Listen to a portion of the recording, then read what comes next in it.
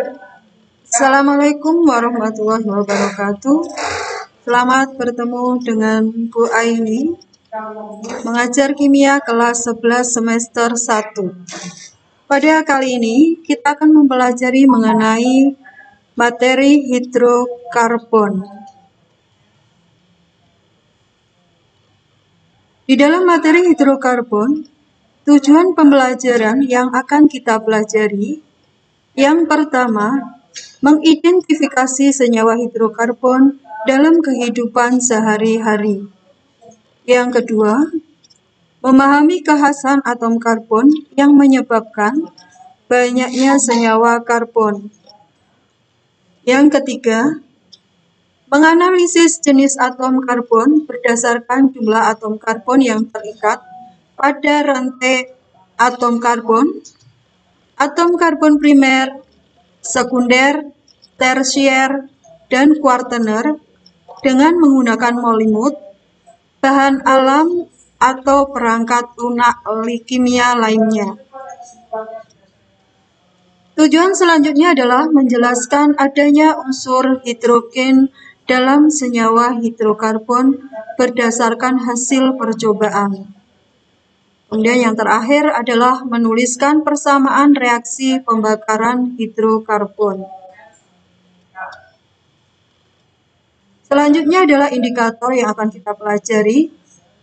Yang pertama adalah mengidentifikasi senyawa hidrokarbon dalam kehidupan sehari-hari, misalnya plastik, lilin, dan tabung gas yang berisi LPG, serta nyala api pada kompor gas. Yang kedua, memahami kekhasan atom karbon yang menyebabkan banyaknya senyawa karbon. Yang ketiga, menganalisis jenis atom karbon berdasarkan jumlah atom karbon yang terikat pada rantai atom karbon primer, sekunder, tersier, dan kuartener dengan menggunakan molimut, bahan alam, atau perangkat lunak lainnya. Yang keempat, menjelaskan adanya unsur hidrogen dalam senyawa hidrokarbon berdasarkan hasil percobaan. Kemudian yang terakhir, menuliskan persamaan reaksi pembakaran hidrokarbon. Selanjutnya, seperti yang sudah kita jelaskan pada tujuan yang pertama, yang akan kita pelajari di sini adalah mengidentifikasi adanya unsur karbon dan hidrogen dalam senyawa organik. Di sini kita akan melakukan suatu percobaan.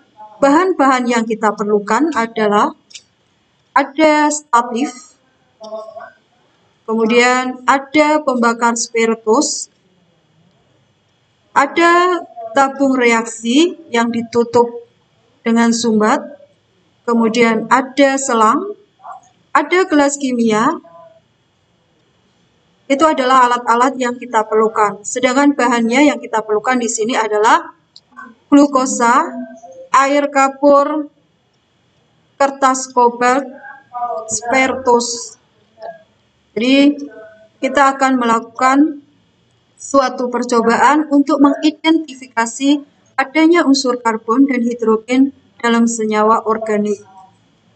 Yang pertama kita lakukan adalah kita masukkan sampel, di mana di sini yang kita masukkan sampel adalah glukosa.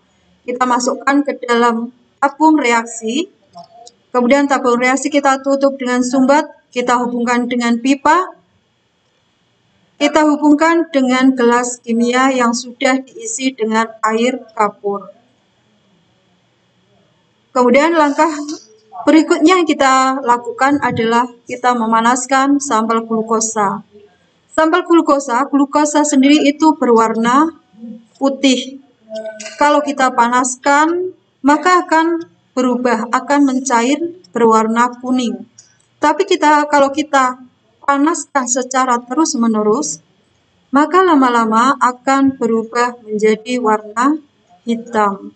Warna hitam inilah yang menunjukkan bahwa di dalam glukosa itu mengandung unsur karbon. Kemudian di dalam tabung reaksi, kita beri kertas kobalt.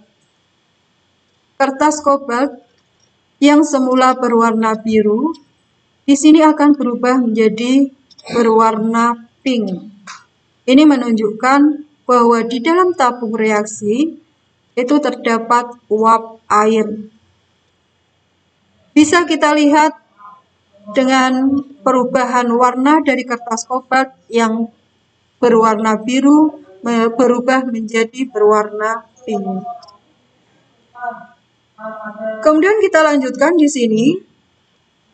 Di sini tabung reaksi kita beri selang. Ternyata apa? Air kapur yang semula berwarna bening, jernih, di sini akan berubah menjadi keruh. Ini menunjukkan bahwa di dalam air kapur mengandung gas karbon dioksida. Gas karbon dioksida menunjukkan bahwa ada unsur C dan unsur O. Demikianlah identifikasi dengan melakukan suatu percobaan secara sederhana. Coba kalian lihat di sini reaksi yang sudah kita lakukan percobaan tadi. Tadi kita melakukan percobaan sampel yang kita gunakan adalah glukosa. Bereaksi dengan oksidator akan menghasilkan karbon dioksida dan uap air, CO2 dan H2O. Di mana CO2 yang dihasilkan di dalam air kapur akan merubah warna. Air kapur yang semula semula jernih berubah menjadi keruh. Sedangkan kertas kobalt yang berwarna biru karena terkena uap air akan berubah menjadi merah muda. Adanya unsur-unsur karbon pada hidrogen dalam sampel organik secara lebih pasti dapat ditunjukkan melalui cara kimia, yaitu dengan uji pembakaran seperti yang terlihat pada gambar tadi, di mana pembakaran sampel organik akan mengubah karbon C menjadi karbon dioksida CO2 dan hidrokarbon H menjadi air H2O. Gas karbon dioksida dapat dikenali berdasarkan sifatnya yang mengeruhkan air kapur, sedangkan air dapat dikenali dengan kertas kobalt. Air mengubah warna kertas kobalt dari biru menjadi merah muda. Dari percobaan tersebut, maka bisa kita simpulkan bahwa di dalam glukosa termasuk hidrokarbon, ternyata terdapat unsur karbon dan hidrogen. Apakah karbon selalu berwarna hitam? Tadi yang sudah kita lakukan percobaan, kalau glukosa kita panaskan secara terus-menerus, pasti akan berubah warnanya menjadi hitam. Betul, bahwa karbon cirinya adalah berwarna hitam. Seperti kita lihat di sini, contohnya adalah arang dari batok kelapa yang berwarna hitam. Contoh yang lain adalah apa ini? Asap. Asap juga berwarna hitam. Kemudian contoh selanjutnya ada pensil. Pensil ini terbuat dari arang karbon yang berwarna hitam. Contoh selanjutnya, bagaimana dengan ini? Apakah ini juga berwarna hitam? Warnanya apa ini? Ini apa? Ini adalah batu berlian. Batu berlian ternyata juga mengandung unsur karbon. Bagaimana atom-atom karbon tersusun? Bisa kalian lihat, atom-atom karbon tersusun membentuk rantai yang sangat panjang, di mana di sini bisa membentuk ikatan kovalen antara atom C dengan atom C yang lain, atau bisa juga antara atom C dengan unsur yang lain. Bisa juga kalian lihat di sini strukturnya ya. Di sini adalah pensil. Ternyata pensil strukturnya mempunyai berbeda dengan struktur yang pertama. Sama. Terbentuk dari atom C dengan atom yang lain, tapi bentuk strukturnya berbeda. Kemudian kalian lihat lagi yang satunya lagi. Di sini adalah batu berlian. Ini juga sama. Ini juga terbentuk dari atom karbon yang membentuk ikatan kovalen antara atom yang satu dengan atom yang lainnya. Sehingga kalau kita lihat antara yang satu dengan yang kedua dan ketiga mempunyai bentuk struktur yang berbeda-beda. Apa keistimewaan atom karbon? Keistimewaan atom karbon atau kekhasan atom karbon yang pertama adalah atom karbon mempunyai 4 elektron valensi sehingga dapat membentuk 4 buah ikatan kovalen dengan atom yang lain. Keistimewaan yang kedua adalah atom karbon dapat membentuk rantai karbon yang sangat panjang, membentuk rantai yang lurus, bisa bercabang maupun melingkar.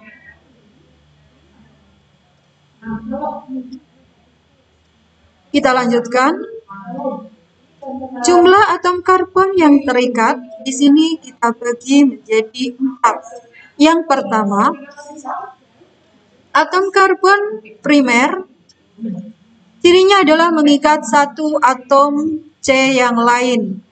Bisa kalian lihat rumus strukturnya CH3 dan CH3. C nomor 1 dan nomor 2. C nomor 1 hanya mengikat satu atom yang lain. Maka ini bisa dikatakan sebagai atom karbon primer. Demikian pula, atom C nomor 2 hanya mengikat satu atom C yang lain. Sehingga cirinya adalah atom karbon primer hanya mengikat satu atom C yang lain. Cirinya adalah CH3. Sehingga kalau CH3 dikatakan sebagai atom karbon primer. Yang kedua, atom karbon sekunder. Cirinya adalah mengikat dua atom C yang lain. Contoh strukturnya CH3, CH2, CH3. Mana yang termasuk atom karbon sekunder? Iya, betul. Atom C nomor 1 mengikat dua atom yang lain. Ini yang disebut atom karbon sekunder. Cirinya adalah CH2. Sedangkan yang CH3, C nomor 2 sama C nomor 3 ini termasuk atom karbon primer. Selanjutnya, yang ketiga, atom karbon tersier. Cirinya adalah mengikat 3 atom C yang lain. Yang termasuk atom karbon tersier yang mana? C nomor 1. Betul. Atom C nomor 1 mengikat 3 atom C yang lain. Atom karbon tersier cirinya adalah CH. Karena dia mengikat 3 atom C yang lain. Sedangkan atom C nomor 2, 3, dan 4 ini termasuk atom karbon primer. Kemudian kita lanjutkan yang terakhir. Atom karbon kuartener mengikat 4 atom yang lain. Cirinya adalah C, di mana atom C nomor 1 mengikat 4 atom C yang lain. Sedangkan yang C nomor 2, 3, 4, dan 5 ini termasuk atom C primer. Sudah jelas? Sudah paham apa yang sudah Ibu terangkan? Baik. Contoh soalnya, tunjukkan jumlah atom C primer, atom C sekunder, dan atom C tersier, dan atom C kuartener pada senyawa berikut. Coba kalian lihat. Tadi yang sudah Ibu terangkan, di atas, bahwa ciri atom C primer adalah atom CH3. Kemudian kalau atom C sekunder cirinya adalah CH2, atom C tersier cirinya adalah CH, atom C kuartener cirinya adalah C. Maka di sini kalian bisa mengidentifikasi mana yang termasuk atom C primer, yang mana? C nomor 1, 8, 9, 10, 12, 11, 13, dan 7. Kemudian mana yang termasuk atom C sekunder? Cirinya tadi adalah apa? CH2. CH2 berarti di sini adalah hanya C nomor 3. Kemudian mana yang termasuk atom C tersier?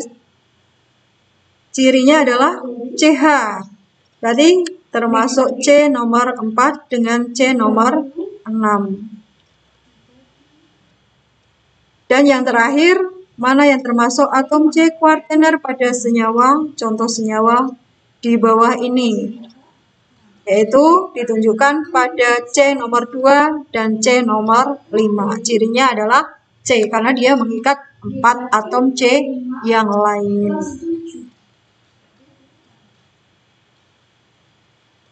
Berarti di sini jawabannya tadi adalah untuk atom C primer nomor 1, 7, 8, 9, 10, 11, 12, dan 13. Sedangkan atom C sekunder ditunjukkan pada C nomor 3 dan 6. Yang tersier C nomor 4. Kemudian kuartener C nomor 2 dan C nomor 5. Demikian penjelasan dari Ibu. Sekarang kalian bisa lakukan latihan soal berikut ini. Caranya seperti yang sudah Ibu terangkan tadi.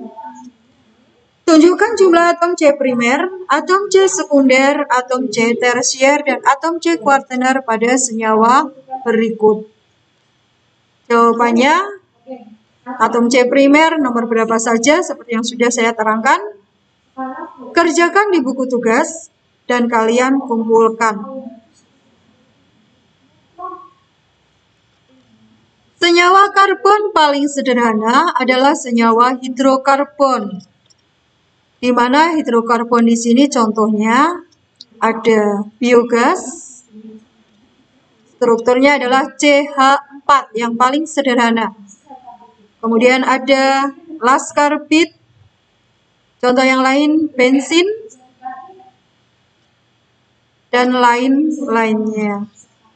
Jadi hidrokarbon CH4 itu adalah senyawa karbon yang paling sederhana. Kemudian kita lanjutkan, tujuan kita yang terakhir adalah pembakaran, reaksi pembakaran pada hidrokarbon. Ternyata dalam pembakaran hidrokarbon itu terjadi dua reaksi. Yang pertama adalah reaksi yang sempurna. Reaksi yang sempurna dihasilkan gas karbon dioksida dan uap air. Sedangkan untuk reaksi yang tidak sempurna dihasilkan adalah gas karbon monoksida dengan gas karbon dengan unsur karbon. Jadi semuanya untuk pembakaran bereaksi dengan oksigen. Kalau pembakaran yang sempurna biasanya dihasilkan asapnya berwarna putih. Sedangkan untuk pembakaran yang tidak sempurna asapnya berwarna hitam. Karena apa? Karena dalam pembakaran yang tidak sempurna terjadi kekurangan oksigen. Selamat mengerjakan, tetap semangat belajar, jaga kesehatan. Sampai jumpa. Assalamualaikum warahmatullahi wabarakatuh.